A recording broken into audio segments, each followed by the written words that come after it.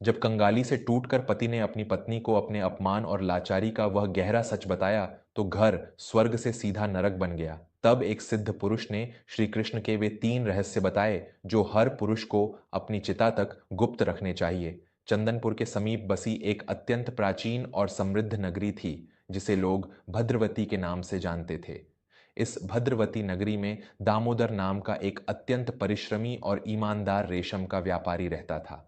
दामोदर ने अपनी मेहनत के बल पर शून्य से शिखर तक का सफर तय किया था। उसका विवाह एक अत्यंत सुंदर परंतु कुछ चंचल स्वभाव वाली कन्या चारुलता से हुआ था। दामोदर अपनी पत्नी से अगाध प्रेम करता था। वह मानता था कि पति और पत्नी एक गाड़ी के 2 पहिए हैं और उनके बीच कोई रहस्य नहीं होना चाहिए। दामोदर अपने व्यापार की हर छोटी बड्ढी बात, अपना हर सुख दुख चारुलता के साथ साझा करता था।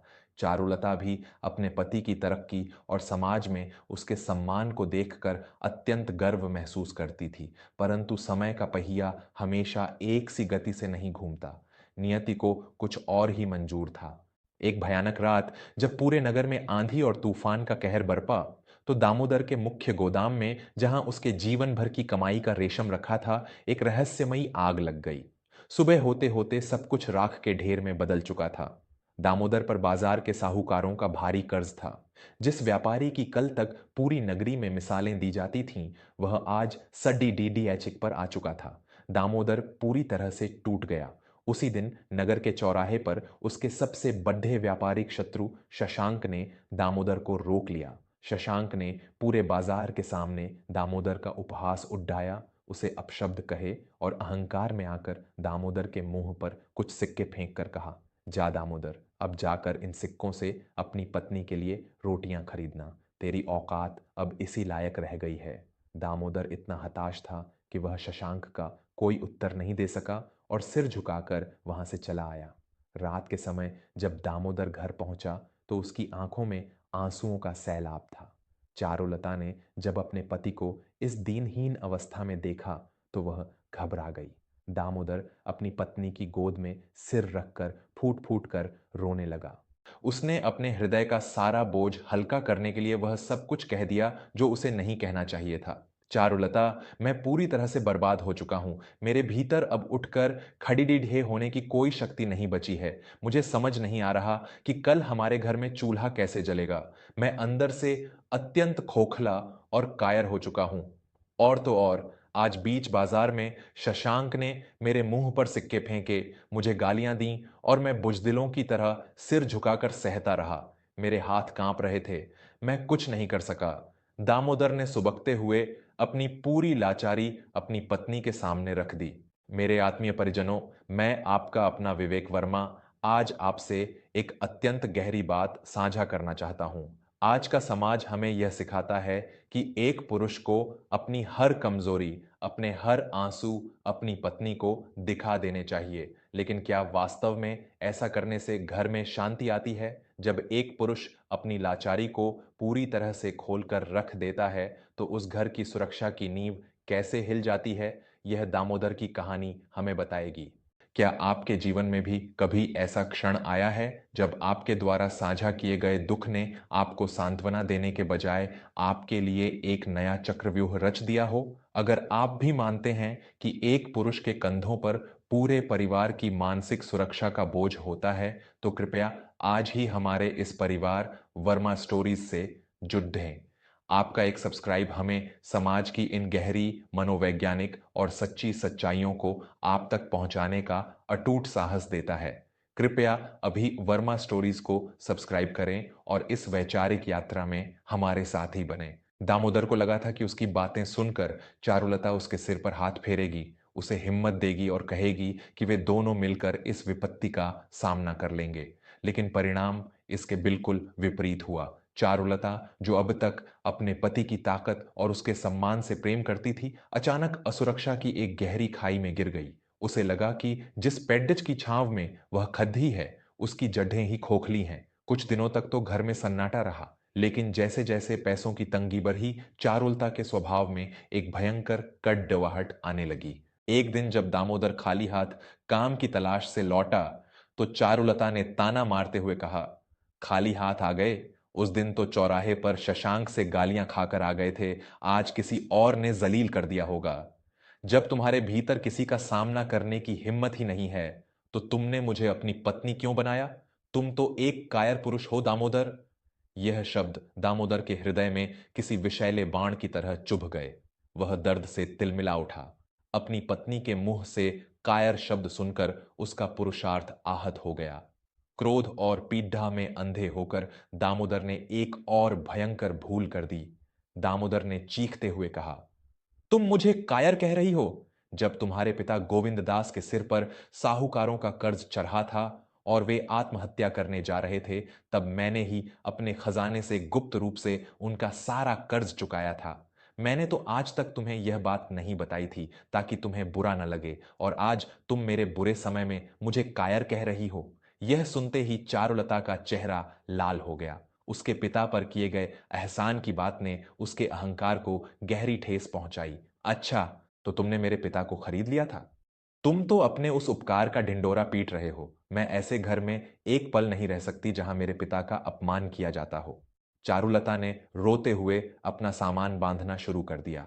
दामोदर का घर जो कभी स्वर्ग था, आज पूरी तरह से नरक बन चुका था। उसका व्यापार तो नष्ट हुआ ही था, आज उसकी पत्नी का सम्मान और उसका परिवार भी नष्ट हो रहा था। दामोदर हताश होकर घर से बाहर निकल गया और नगर के बाहर बहने वाली नदी के शांत तट पर जाकर बैठ गया। वह अपनी किस्मत को कोस रहा था। तभी वहां से एक अत्यंत सिद्ध और ज्ञानी संत स्वामी नीलकंठ गुजर रहे थे। स्वामी जी के मुख पर एक अद्भुत तेज और आंखों में ब्रह्मांड की गहराई थी। उन्होंने दामोदर को विलाप करते हुए देखा और उसके समीप आकर बैठ गए।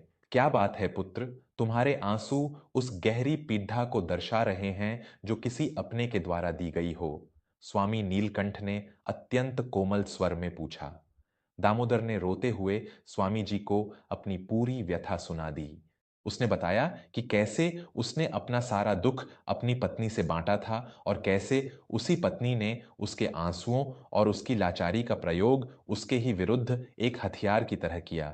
स्वामी जी, सब कहते हैं कि पत्नी अर्धांगिनी होती है, उससे कुछ नहीं छुपाना चाहिए। फिर जब मैंने अपनी सच्चाई उसे बताई तो मेरा घर क्यों उजड़ डाट गया? दामोदर ने बिलखते हुए पूछा। मेरे प्यारे दोस्तों, यह एक ऐसा प्रश्न है जो हर उस पुरुष के मन में उठता है जो दिन रात दुनिया की गालियां सुनकर, अपमान सहकर भी अपने परिवार के सामने मुस्कुराने का प्रयास करता है। एक पिता या एक पति अपने भीतर कितने रहस्य और कितनी पीड़ाएं छिपाकर रखता है, यह कोई नहीं समझ सकता।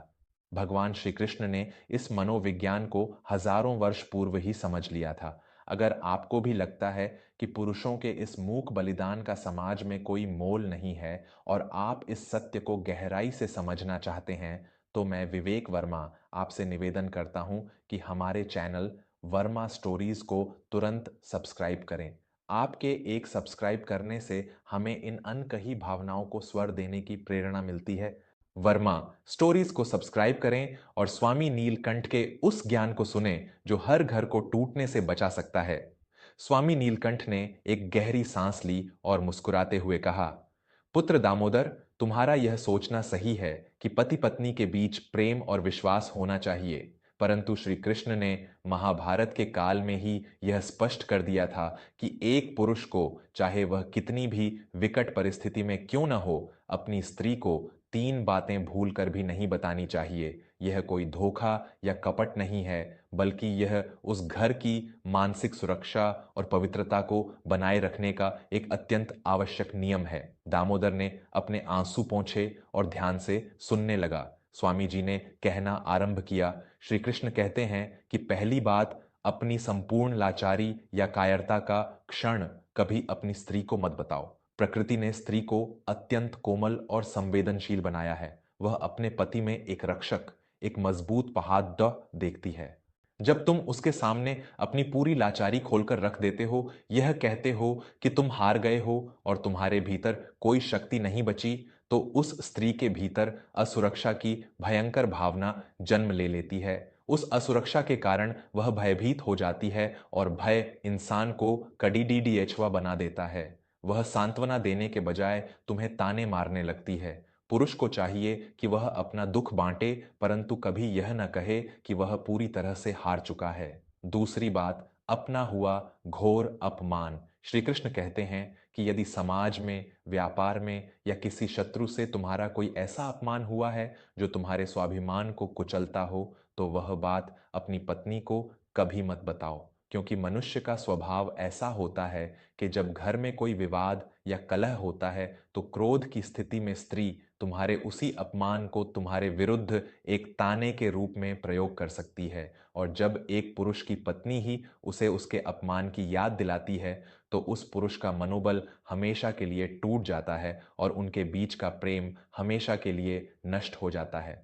दामोदर को अपने जीवन की एक एक घटना स्वामी जी के शब्दों में शीशे की तरह साफ दिखाई देने लगी। उसे याद आया कि कैसे चारुलता ने शशांक के नाम का ताना उसे मारा था। स्वामी नीलकंठ ने अपनी बात को और गहरा करते हुए कहा, और तीसरी बात, पुत्र, अपनी पत्नी के मायके वालों की गुप्त मदद या उनकी कोई बुराई। श्री कृष्ण कहते हैं कि हर स्त्री को अपने जन्म देने वाले माता पिता और अपने मायके से अगाध प्रेम होता है। यदि तुमने उसके परिवार की कोई आर्थिक या गुप्त सहायता की है तो उसे हमेशा अपने सीने में दफन रखो। जब तुम वह बात अपनी पत्नी को बताते हो तो उसे लगता है कि तुम उसके परिवार पर एहसान जता रहे हो। इससे उसके स्वाभिमान को ठेस पहुंचती है और वह तुम्हारे उपकार को भी अहंकार समझने लगती है। दान और उपकार वही श्रेष्ठ है जो दाहिने हाथ से किया जाए तो बाएं हाथ को पता न चले। दामोदर ने स्वामी जी के चरण पकड़ डालिए। हे सिद्ध महात्मा, आपने आज मेरी आंखें खोल दी। मैंने यह तीनों ही भूलें की हैं। मैंने अज्ञानता में अपने ही हाथों अपने घर को आग लगा दी। अब मैं क्या करूं? मेरी चारुलता घर छोड़कर जा रही है। स्वामी जी ने दामोदर को उठाया और कहा, जाओ पुत्र, घर लौट जाओ। अब शब्दों से नहीं, अपने मौन और अपने पुरुषार्थ से उत्तर दो। शिकायतों का रोना बंद करो। एक पुरुष का आभूषण उसका शांत स्वभाव और उसका कर्म होता है। जब तुम्हारी पत्नी तुम्हारे भीतर उस खोए हुए आत्मविश्वास को पुनः देखेगी तो उसका प्रेम और सम्मान अपने आप लौट आएगा। दामोदर एक नई ऊर्जा और समझ के साथ घर लौटा। चारुलता अपनी पोटली बांधकर बैठी थी और क्रोध में सुलग रही थी। दामोदर ने उसे रोका नहीं, न ही कोई सफाई दी। वह चुपचाप गया और उसने अपने घर के आंगन में पड़ी एक कुल्हाड़ी उठाई। तुम जा सकती हो चारुलता, मैं तुम्हें रोकूंगा नहीं, लेकिन मैं हार नहीं मानूंगा। मेरे हाथों में अब भी बल है। जब तक मैं अपना वह खोया हुआ सम्मान और व्यापार वापस खड्डा नहीं कर लेता, मैं चैन से नहीं बैठूंगा। दामोदर ने अत्यंत शांत लेकिन दृढ़ स्वर में कहा। चारुलता ने अपने पति की आंखों में देखा। आज उन आंखों में लाचारी नहीं, बल्कि एक अजीब सी अग्नि और संकल्प था। वह दामोदर को ऐसे देखते ही रह गई। वह पुरुष जो कल रात आंसुओं से भीगा हुआ था, आज एक चट्टान की तरह खड्डा था। चारुलता के भीतर की असुरक्षा अचानक शांत हो गई। उसने अपनी पोटली वहीं छोड़ दी और अंदर जाकर दामोदर के लिए जल का एक पात्र ले आई। अगले ही दिन से दामोदर ने नगर में एक साधारण मजदूर की तरह काम करना शुरू किया। उसने अपने अपमान को अपनी ताकत बनाया। वह दिन रात पसीना बहाता। चारुलता ने भी अपने पति के इस संघर्ष में उसका पूरा मौन समर्थन किया। उसने कभी दोबारा शशांक का या उस अपमान का जिक्र नहीं किया। दामोदर ने पाई पाई जोड़कर पुनः अपना व्यापार आरंभ किया। उसकी ईमानदारी और उसके शांत पुरुषार्थ ने कुछ ही वर्षों में उसे भद्रवती नगरी का फिर से सबसे बड़ा सेठ बना दिया। शशांक, जिसने दामोदर का अपमान किया था, वह अपने अहंकार के कारण व्यापार में पूरी तरह से डूब गया और एक दिन दामोदर के ही सामने काम मांगने के लिए खड्डा था। दोस्तों, भगवान श्री कृष्ण का यह ज्ञान कोई साधारण बात नहीं है। यह हमारे पारिवारिक जीवन को बचाने का एक ऐसा अमृत है जिसे हर मनुष्य को पीना चाहिए। एक पुरुष का जीवन बाहर के युद्धों से भरा होता है, उसे घर के भीतर शांति चाहिए होती है। अपनी पत्नी से प्रेम अवश्य करें, उसे अपना परम मित्र माने, लेकिन उन बातों को कभी अपनी जुबान पर न लाएं जो उसकी मानसिक सुरक्षा को तोड़ डिंग सकती हो या भविष्य में आपके ही विरुद्ध हथियार बन सकती हो। कुछ दर्द ऐसे होते हैं जिन्हें शिव की भांति गले में ही रोक लेना चाहिए ताकि घर रूपी ब्रह्मांड में विष न फैले।